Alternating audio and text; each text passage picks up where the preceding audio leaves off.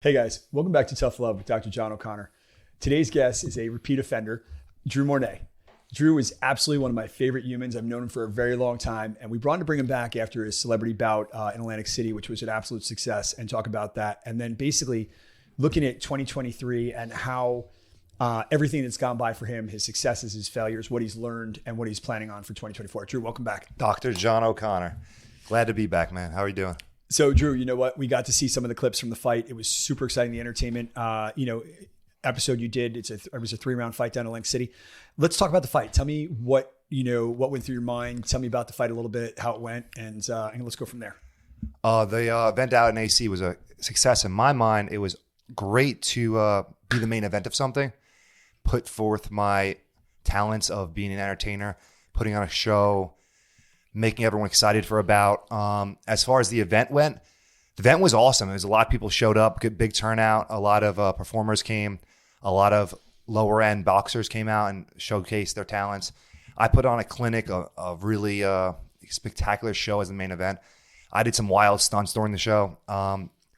As an entertainer, it's like one of those things where like you look back, you could have changed some things, but Sure. That's what makes it entertaining. Just like living in the moment.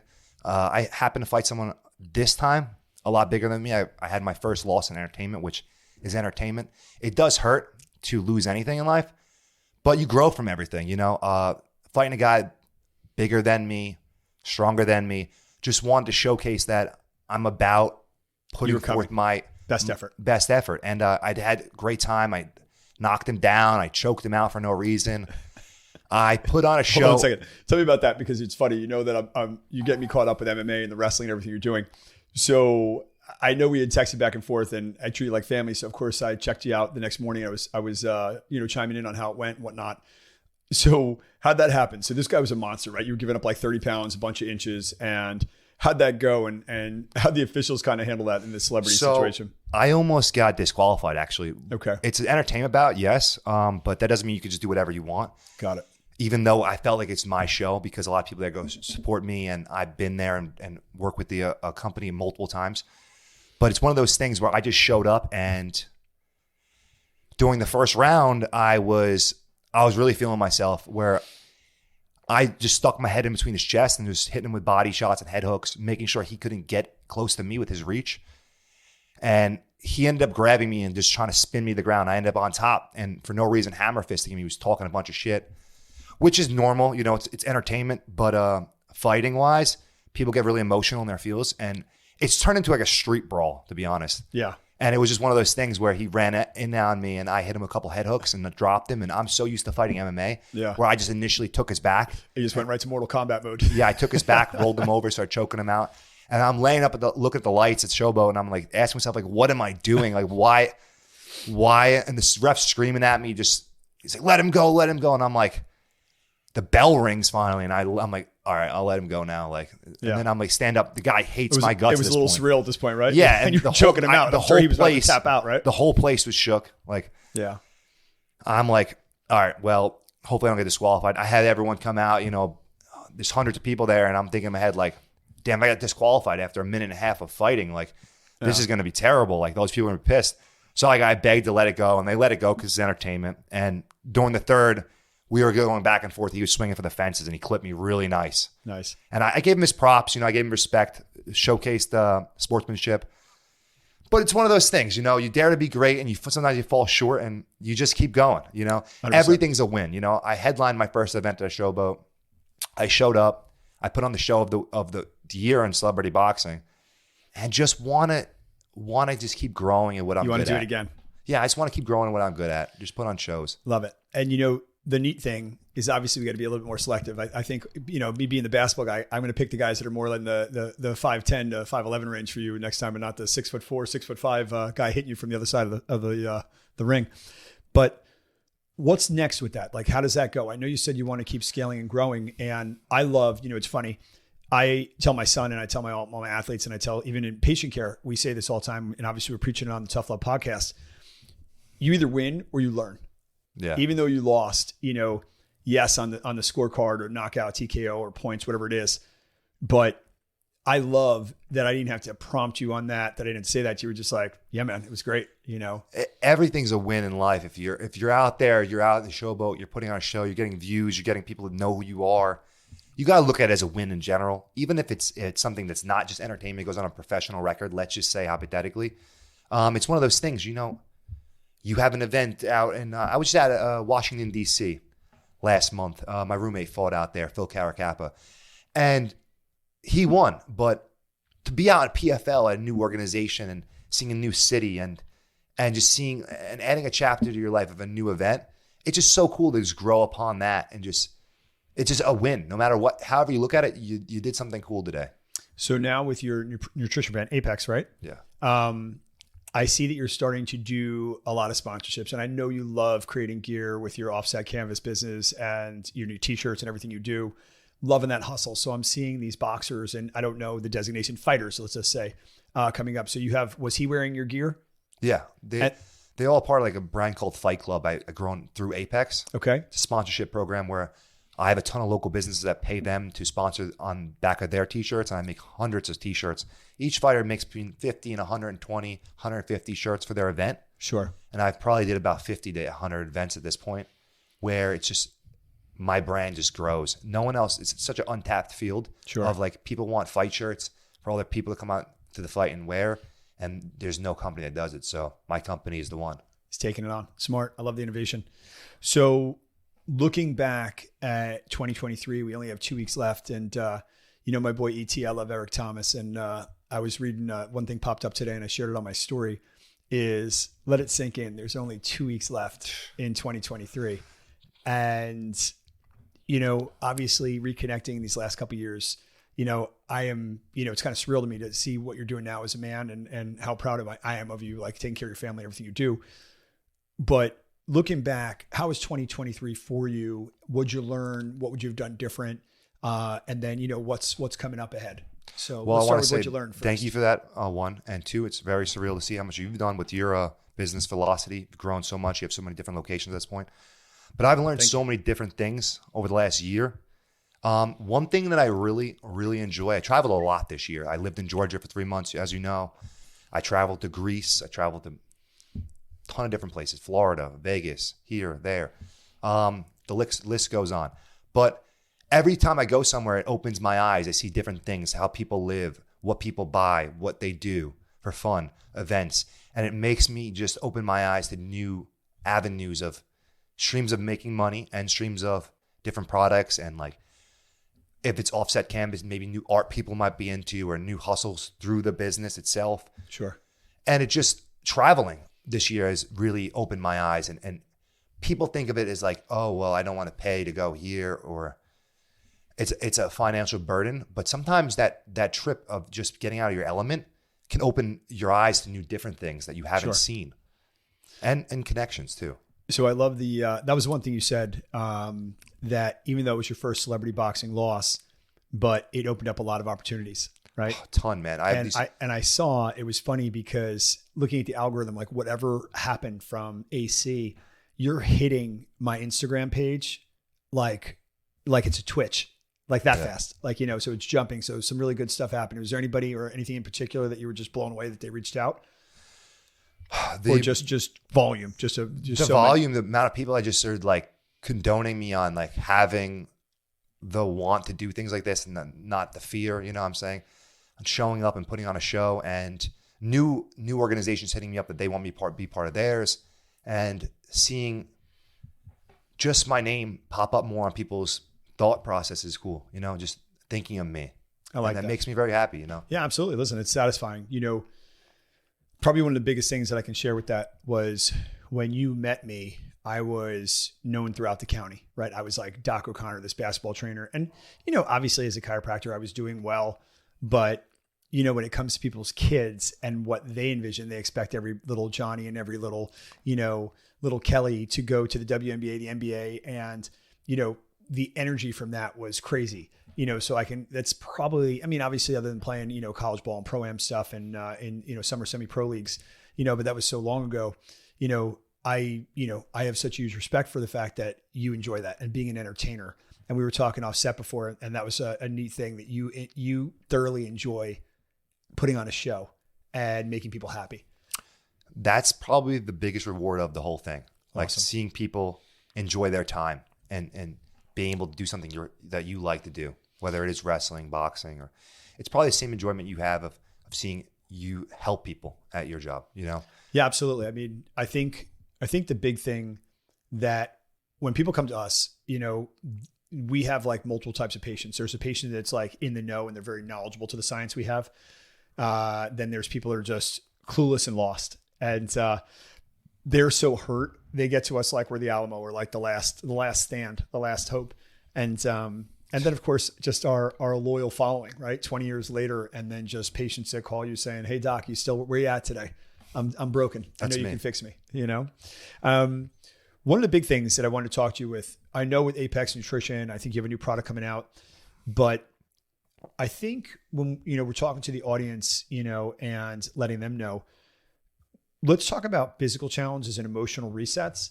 And I know last time when I had you on the show and you were in fight training mode, I was kind of intrigued because you were just like old school. Like, you don't do cold, you're not the cold plunge guy, you like heat and you nap, but you had brought something up with regard to emotional resets and walking, and I'm going to leave it there for you and kind of share with the audience on how you reset. And, it's big out there in the community, but let's talk about it.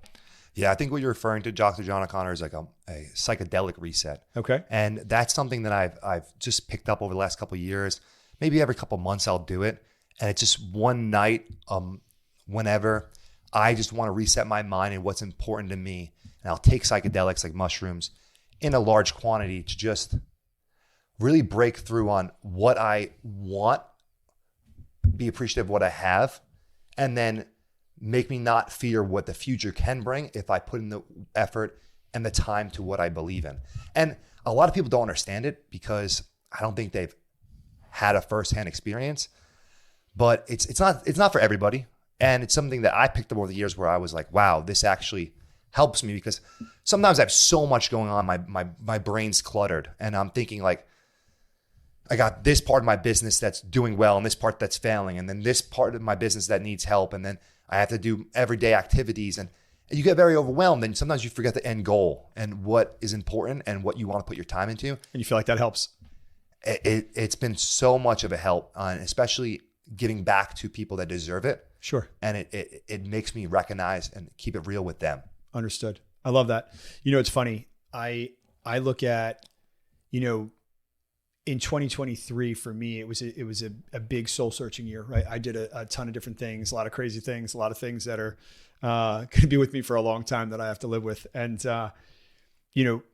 when we talk about emotional reset, for me, it was journaling, right? But I laughed because during COVID, when I got hurt at nighttime, it's like, here you are, and I'm not Doc, I'm not John O'Connor, I'm Dr. O'Connor that knows all these, surgeons, as the physical medicine guy, as the chiropractor. And when I got hurt, there was every narcotic, drug, sleeping aid, this and that, nothing was working. And I chuckled because one of my friends, it's like, everybody's got the one friend with the tattoo wear, the big beard, the shaggy hair, and he's like, dude, I know you're straight laced. You're going to eat a gummy and you're going to be good. Right. And I'm looking at him, like, and I'm desperate. I'm not sleeping. I'm uncomfortable and in pain. I'm waking up every 5 minutes. And, he handed over a gummy, and I was like, and I hear people talking about it, whether they're going through, some people just like them, but, people can't sleep, they're going from 40 to 50, whatever it is, and aches and pains. So I said, all right, I'm going for it. It was the first time I slept for like 5 or 6 hours. I woke up and I was like, oh, this is great. Those things will knock you out. And then you wake up the next day, you're like, you want to even sleep more. Yeah, well, that was it. And, when you don't sleep, I don't care whatever the reset is, that's gold. So for me, I don't go against anybody that has, condone, I don't judge anyone that they're going to do stuff if they have like a purpose and a reason, like, what's the why, what's the end game. And, so for me, like if I'm stressed or something like that, like I'll take one, before bed, and I laugh and I'm like, you're still doing it. Oh yeah. If I have to, I love it. Yeah. Like if I was, I chuckle because I tell people all the time, people ask me like, Doc, how do you get to sleep? And I'm like, The greatest fear for me, being a person that was like, put your head on the pillow and be out cold, is not sleeping. Because much like you, I have a ridiculously busy brain, right? It just never ends. It doesn't. And if I don't slow it down and it turns on, and it really, I realized how bad it was when I was in the nightclub business, when I was, in my 20s. And I would get home and just like you said, going over like, this is going well, this is going well. If I had a great night and I had 3 events going and one did like 15,000 and one was supposed to do like 20, and then all of a sudden a fight broke out or something goes and I lost 10 grand or whatever, I would get home and then you don't know any better and you're just sitting there staring at the ceiling all night. Recalculating what went wrong. Just going through how everything. Much you really and lost. You couldn't control it, know? And now at 49, about to be 50 years old, I laugh because that wisdom comes that I'm giving friends. I have a friend right now that I'm thinking about that I'm giving advice to right now for like the last 4 to 6 weeks. He's waking up with these horrible, vivid dreams at night. And I said, I've been there, and I have spent so much time deep diving in my inner yoga, my inner Yoda mode of saying, I get up, I do my breath work, I'll take a cold shower, get outside, get some cold air on me, come back in and just calm myself down and knock out. And so many times when you see people like that, I'm sure you've been there in those situations, you're like, hey, how do you get out of that? Because, it's funny, like we utilize PEMF for that. And I got to put you on that. You're going to love it. If I'm having a really bad stretch with that and I can't sleep, I'll come downstairs and jump on the PEMF unit and I'm out cold. Yeah. And I always laugh because, people will say, oh, no. And we put them on it. Drew, when I tell you it's the funniest thing ever, if we put that on somebody's chest and, I'm looking at Matt right now, and I don't know if you can hear me, but I don't know how many like anxiety ridden, depressed, sleep deprivation, whatever it is, they walk in and that's even better than the gummy, and I chuckle, I'm like, but no one has $40,000 to go bring that home as a sleep aid, and, but it was an amazing thing. So again, I love that. I love the honesty in that. I think it's fantastic. I'm a big Joe Rogan guy and, I follow all these different guys that do all this kind of stuff and Ben Greenfield. And I'm always hearing about the different supplementation people use. So I look at it as supplements. It's like if you're not using it recreationally and bouncing around, walking in the walls and just God stuff. made it, Yeah, that's it. So tell me this. I love the fact that in the entertainment realm, you've done the boxing, you've done the MMA, right? And now we got wrestling. Do we have anything going on with that right now? Because I know you did the 3 months in Georgia, are you actively training for that? Are you working towards getting an event? I've been training off and on for wrestling since then. It's one of those things where I do look for opportunity. Okay. But I'm just not taking any opportunity. I don't want to hurt my brand or take the wrong opportunity or how you say take an opportunity that isn't perfect for me. Okay. I look for a good fit. And there's been things that are on my mind that I've reached out to and I've been in contact with. But I got so much on my plate where I'm ready to dive into it. And I think I'm ready to do it soon. Okay. Where I'll put on more shows and matches. But I want to make sure it's one of the events that I really like and that want to pay me well off and want to make me their star and not just some backup like one of 20. You want to be the one. That's not important to me. Just to get some drive far, do some matches just for the fun of it. It's not important to me. But I think the time will come and there's a plan behind every mission. And if you had to pick the sport, Drew, what would that be? Would that be the MMA? Would that be the boxing? You don't know about the wrestling yet because you haven't done it yet, correct? Well, the wrestling I've done matches. Yeah. That's really my heart is. It's the funnest. It's the most entertainment. It's the most where you can interact with the fans. You can bring people out of the ring. You can talk to the fans. You can make some little kid feel like you're their superhero. Where the boxing is, it's very, very straightforward. You're trying to hurt each other. And I enjoy it to a degree because I have very good reaction timing and I'm pretty talented with the way I move. It's like dancing to me, but it's just not something that I'm a lover, man. I don't really want to hurt people, but I look at it as a challenge. It's a challenge. Yeah. I like touching their glove before and knowing they're okay with me trying to beat them up. Yeah, absolutely. It makes it much more relaxing. I've had so many bad experiences when I was younger with street fights where it's just my goal isn't to hurt people anymore, man. And it's just not to get into altercations where you could get potentially hurt too. Got it.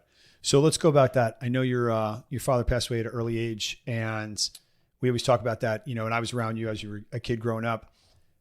What do you think all this activity now that you're pursuing all these things is because you didn't do a lot of sports as a young kid? 100%. Got it. I feel like when people start young, they get burnt out and they don't want to continue it. And then when you start a little older, even if it's in your high school, and you get hurt, no injuries when you were a kid, or that, yeah, no wear and tear, then you want to do it more because you never had the experience of doing it. Never experienced that, like what that feels to go on a run or being in the zone, so to speak. Yeah. At that age, when I was younger, I was just into just random other things. It just like never was like, I started bodybuilding when I was like 21 or 20, but like that whole field is just another whole topic of like, am I really ever going to go on stage in a thong? Like, probably not. So it's just like, but I condone them. We run across the backyard. We'll leave it there. Yeah. Like I condone them for the diet they put in and the exercise time and the cardio and the prep. But it's just one of those things where I just never saw myself. I don't physically enjoy sitting in front of a plate of food of grilled chicken and white rice and just scarfing it down 6 times a day to make sure I meet my calories and protein. It just was never fun for me. I'd rather have an endless boxing match with a human being on an open mat until we can't breathe. That's just more entertaining to me. You know, it's funny that you said that with the meals. I was telling Matt today, you know, I think a lot of people, and we keep trying to tie this in, as we're building our coaching brand about all the healing sciences that we use and we post the exercise videos, it's not about my fit level. It's about the durability of my body and how I'm keeping myself healthy with the products. I was asking earlier about your Apex pre-workout and stuff. And like right now I'm trying to gain weight. And when you get to the body fat level that I'm at, you know, now I have to eat. Yeah. And it's probably the hardest thing ever when, you know, it's like I'm used to having breakfast, you know, and have a little tiny bit, you know, a little steak and eggs, a little this and that. Now I'm literally just pounding food and I'm up so early that Matt was laughing. At 10 a.m. today, I had already had Eat Clean Bro 3 times. Love that guy. And, you know, I just was posting on his page. Shout out Jamie, Eat Clean Bro. And, you know, and I was chuckling at 10 o'clock. I was on my 3rd dish. I had 2 basic burger things and then the salmon at 10:30. And that was like, Doc, when you go to work? And we were chuckling because we get up so early. I go, dude, I'm famished and it's 10:30. I'm going to be starving. I have to go to bed early tonight because I've been eating all day, you know. It's like a job. It's a job. And once you get to where you're at physically with your body, yeah, you got to just keep going because your body's used to that much food, 1. And 2, you're at this point when you look great and you could even look crazier. And people have a hard time getting to that point when you have that plateau level. And it does get broken. Like for me, for example, I'm 5'11", 6 foot. You could say 5'11", let's just say. 205 was mine. I was bench pressing a good 315 at 24, 25. Nice. Squatting 400. My knees were killing me. Everything hurt. Yeah, everything just hurt at that point. And then I realized, like, you know, with the time I put into eating and lifting 2 times a day to keep up with that, it could be utilized in other things. And that's where I was like, what am I trying to accomplish? At one point, I thought it was for physical health. And then I realized I was kind of going overboard. Yes. Where I'm like, you're falling apart. Yeah, but like it's for physical health and with some aspect of the cardio. But then when you're trying to gain all this muscle mass, if someone doesn't like you for who you are anyway, you don't need like an extra 20 pounds of muscle. That's how I look at it. 100%. You know, it's funny. That's probably the biggest thing is that right now I'm on a like rebuild me mode. And I try to tell my son and kids around me and people, I don't even tell myself, it's like, I've been at this fit level now for about 1.5 years. And I was pushing the lower portion of my body, like you said, with your knees hurting with the squatting. And, you know, 20 years being a professional basketball trainer, I have God knows how many hundreds of thousands of miles. And so when people are pushing me to train legs, I laugh. I go, you have no idea the mileage these legs have on them. And, you know, they're like, they're cycling, they're training this. I go, we would literally, you know, what's up, Doc Tardio? I'm going to share a story. Him and I, in my lead chiropractor at the Red Bank facility, we would literally go, and I don't even know, I think he brought it in. It was called Jim Jones back in the day. It was like the first CrossFit. And these dudes were legit like Navy SEALs meet fitness freaks. And they would do like, this is a workout we were doing. We were doing 315 step-ups, box step-ups. Jeez. We were doing 315 squat. That's 315 on your back? On your back. Okay. Yeah. And then we were doing a 315 deadlift in a row. Come right off onto a 40-inch box, vertical jump. and people were watching us go because we literally take all the cages, right? And they're like, what are you guys training for? You're trying to build strength in your hamstrings. No, they were not even so much that. No, it was just so hard. Yeah. And we loved it. We were like looking at him like, Jim Jones, life, I don't know. And then the funny thing about it is now I look at it and I have to be very selective. You know, you're talking about that's 15 years ago. So every once in a while I'll get a wild hair and say, all right, I'm going to work out with you. We're going to get a workout and get it on, we're going to definitely get it on, Instagram or TikTok or whatever. We need to do like an Ironman workout or something crazy. I'm thinking. Yeah, we just got to smash it. But the funny thing about it is I'm good for about 90 minutes. Right. Yeah. And what I realized, I was looking at those workouts. We would lift for 90 minutes and then go on the basketball court with kids that were 16 to 22. And, so it'd be there. You got to angle the mic directly at you. There you go. So anyway, with regards to, there you go. So let's talk about this. I absolutely love the fact you started a product line, and I have tried to do that a couple times now we're achieving it. But with regards to Apex, what's your dream goal for Apex Sport and like the supplement line? Do you want to be your own store? Do you want to be sold in major retail stores? Do you just want to be on Amazon? What's the goal? What's the goal? Yeah. Like the goal would probably be to change people's lives with a fat burner. Okay. Major retailers is cool. I think that's probably the route. Someone picks it up from you. Yeah. Just the product's been around for a while now, about six years. The fat burner sliced. Mm-hmm. Just making it a household name. When you think fat burner, I want you to think sliced. Yeah. And then once that hits, and then maybe a major retailer does pick it up. But until then, I have no problem staying exclusive because you get 100% of the profit margins and people have to come to you for your product. Understood. So I have some retailers I do deal with, but more so or less, I'm waiting for an exclusivity deal. That would be nice.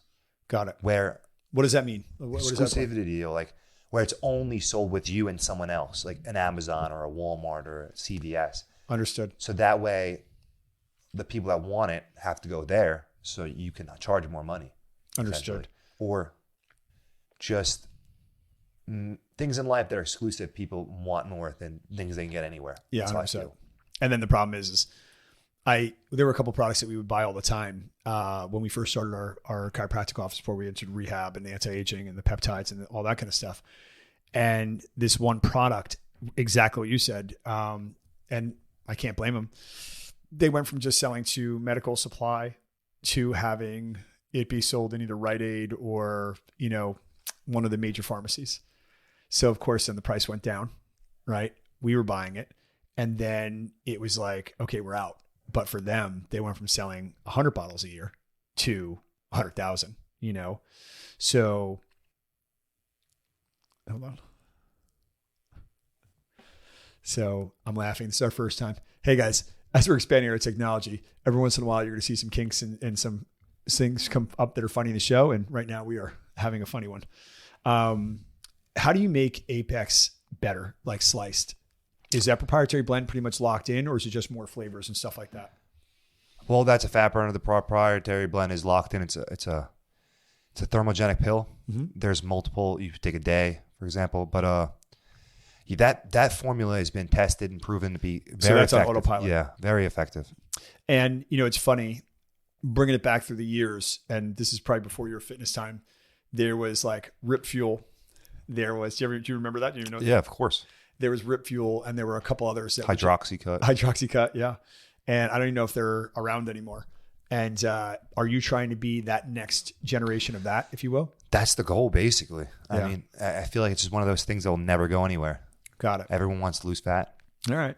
So I'm gonna spin it to you this way. What I'm gonna do is on my gear. Obviously, I'm always I love my fitness swag. So I'm definitely gonna have to grab some stuff and make sure we're putting those fitness videos out there. I'm gonna have to rock your stuff and help you build out that dream. So I'm down. So you know what? We're coming close to the end of the podcast today. I get one last question for you. Okay. New Year's resolutions.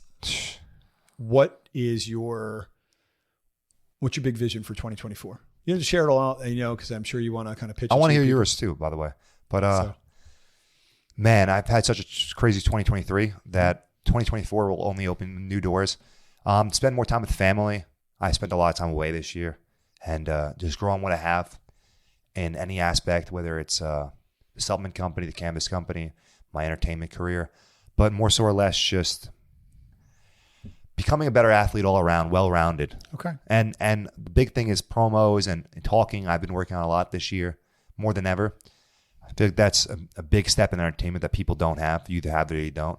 It's one of those things I've over the years gotten better at, but I really want to bring a personality to me that's just very different than others. I like it. So for me, it's funny. 2023 was a year, an awakening, if you will. And I have offered so many people advice that sometimes you are so busy, you don't take time to look in the mirror and see what you're doing. And I would say some of the words that I want to live by and put into process is like being more at peace with the decisions I make. And then also, 2024 for me is about looking at all the business that I have and the new business that I'm going into, and being even more focused on the ones that I love, letting go of the ones that don't serve me, and putting the right people, family, friends, loved ones, etc., in positions to be successful. And I think probably, and I'm sure you've seen this in business, I loved in the last episode when you were saying that you try to let the business synergistically work and you definitely let one build off the other one, etc. For me, the one thing I'm not going to do in 2024 is I'm no longer pushing people. If you want it, then you're going to come get it, right? I'll give you every means necessary. I'll push you. I am a driving force. I am motivated.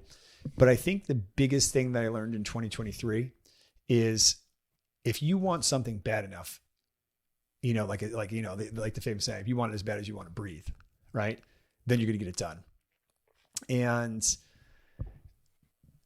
I've had a lot of discovery this year, a lot of failure, more than I've had, and learning from it, a huge amount of failure this year, more than I'd like to discuss or talk about. And the one takeaway is it's because I probably didn't do enough self-reflection to say, hey, what is it you want? I've been so busy trying to make other people happy and, just check the boxes, that I think that's the biggest thing that I would tell the audience. I would tell people like, hey, this year, think about what you want, the next year, the next 5 years, 10 years. I used to think at 40, you have so much time left, but it's funny. It's like, that's already 40 summers, of being in the best shape of your life or this or that. And now as I'm approaching my 50th summer, I'm thinking to myself, oh my God, wow, it's like really here. And one of my very first podcasts, really hit me hard when I had a great guest, Rob Gill, shout out. He said something to me that really hit home. That was, have you accomplished your goals? What were your milestones? Did you hit those milestones at 40, 45, 50?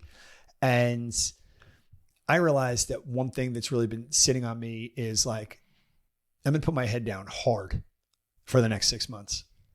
And I'm going to literally take like that military special forces, Navy SEAL mindset, get some David Goggins shit going on, and just keep my head down and just drive and eliminate the bullshit, if you will, and just keep pushing the envelope, keep moving forward.